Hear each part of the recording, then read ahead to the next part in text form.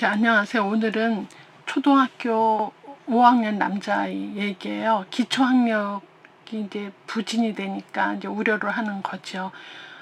이제 한 5, 6학년쯤 되면 이제 애가 공부 틀이 잡힌 애가 있고 아닌 애가 있어서 이제 실질적으로 공부 관련해서 글쓰기가 안 된다, 책을 좋아하지 않는다, 전반적으로 공부에 관심이 없다 이런 얘기를 많이 합니다. 그래서 이제 이 기초학력에 걱정이다 이런 얘기를 하죠. 뭐 공부를 초등학교만 하고 말 게 아니니까 상당히 위험해서 이제 하는 얘기인데, 제가 참고로 2019년에 그 사교육비, 이 초중고 사교육비로 보니 21조라고 그래요. 이게 아마 전 세계에서 우리나라를 따라갈 때는 없는데, 이렇게 사교육비를 해도 계속 또 기초학력이 안 된다, 걱정된다는 부모들 얘기를 들으면 이 책무성에 대해서 이게 누가 책임을 져야 되느냐.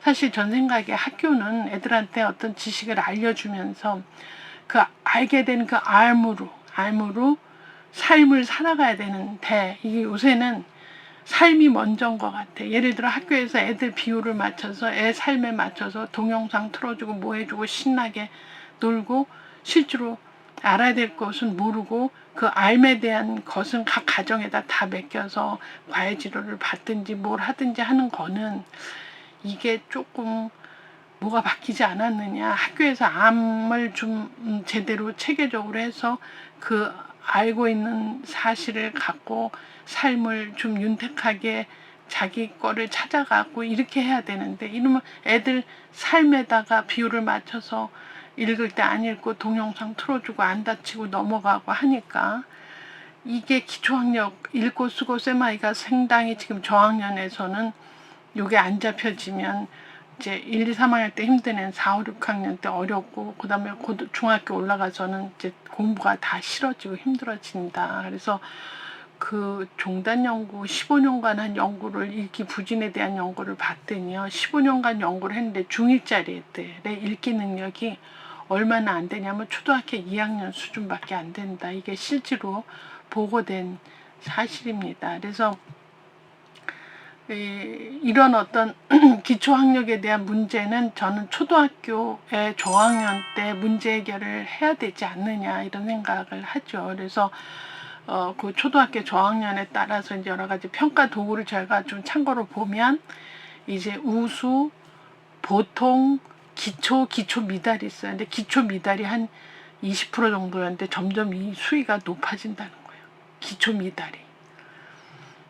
우수도 안 바라고, 얘를 보통도 안 바라는데 기초는 안다. 즉 기초 미달은 한 20% 정도인데 이 수준이 점점 올라간다는 거죠. 그럼 기초 미달은 어떤 애가 기초 미달이냐면, 국어는 책을 읽는데 이해가 어렵다. 그냥 거저 읽는 건데 뜻을 모르는 거가 이게 기초 미달에 들어가고요. 영어는 읽기조차 어렵다 하는 거고, 수학은 분수부터는 어렵게 느끼는 게 기초 미달에 들어갑니다. 그래서 이제 이 누적도, 학습 부진도 어느 정도 누적분이 점점 커져서 그게 메꿔지지 않았을 때 이제 미달이 되고 이제 이해가 못 되고 하는 거다. 그런 생각하면 이게 엄마들이 가정에서부터 이제 학교 가기 전에는 이제 독서 지도를 하고 문해력을 높여주고, 그렇죠?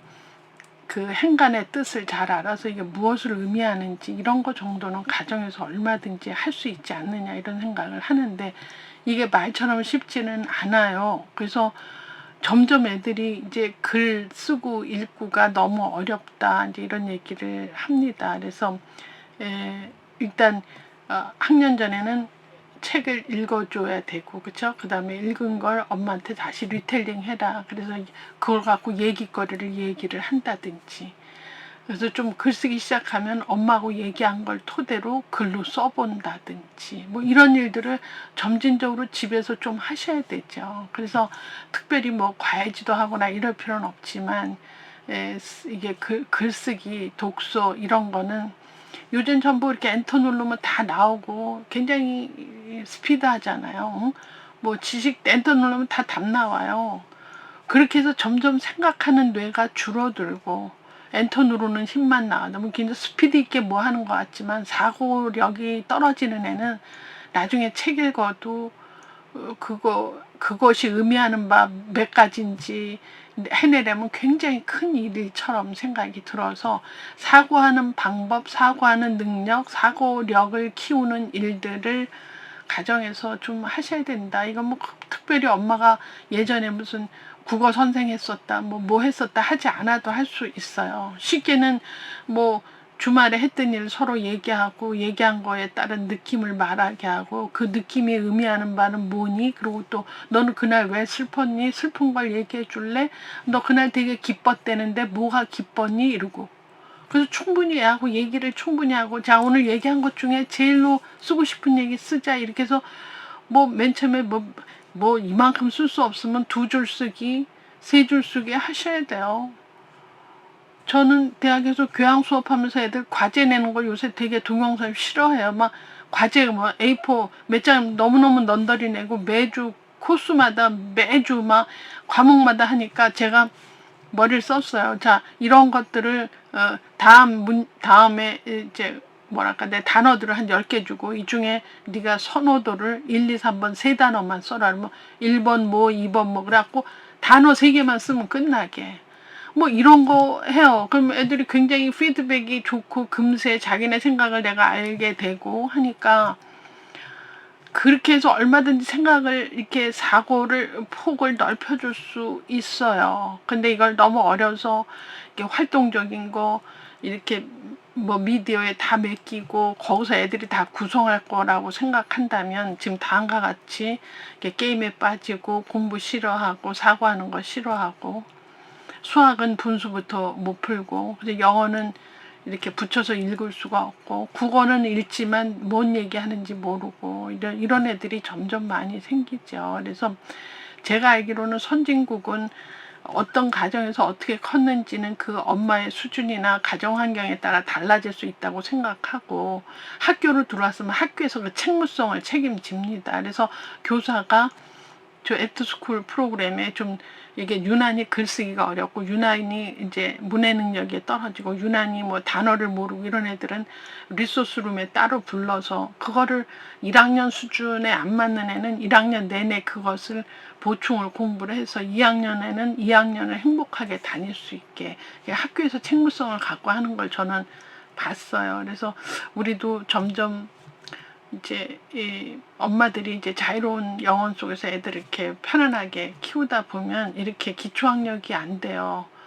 걱정해요 하는 얘기들은 사실은 각자 엄마들한테 책임도 어느 정도는 학년 전에는 있지만 학교 들어가면 그 학습량이 많아서 그런 엄마가 가정에서 하기 상당히 어렵다고 생각이 든다면 그 학교 내 시스템 속에서 어떤 그쵸 기초학력이 부족하다라고 분명히 이렇게 두드러진 애는 그냥 그때부터 방치하면 이게 굉장히 그쵸 이게 부진 상태가 이제 폭이 넓어지면서 이제 학교 공부는 너무 힘들어진다 이런 생각을 합니다. 그래서 저 개인적으로는 학년 전은 엄마가 좀 일상생활에서 저 사고하는 폭을 넓히는 걸로 독서 지도나 글쓰기 지도를 너무 어렵게 시작 안 해도 한두 마디 해서 뭐랄까 단어 퍼즐 놀이도 좀 할 수 있고 이런 일들을 좀 가정에서 하고 초등학교 들어가서는 학교에서 스크린을 해서 이렇게 문해 능력이 안 된다.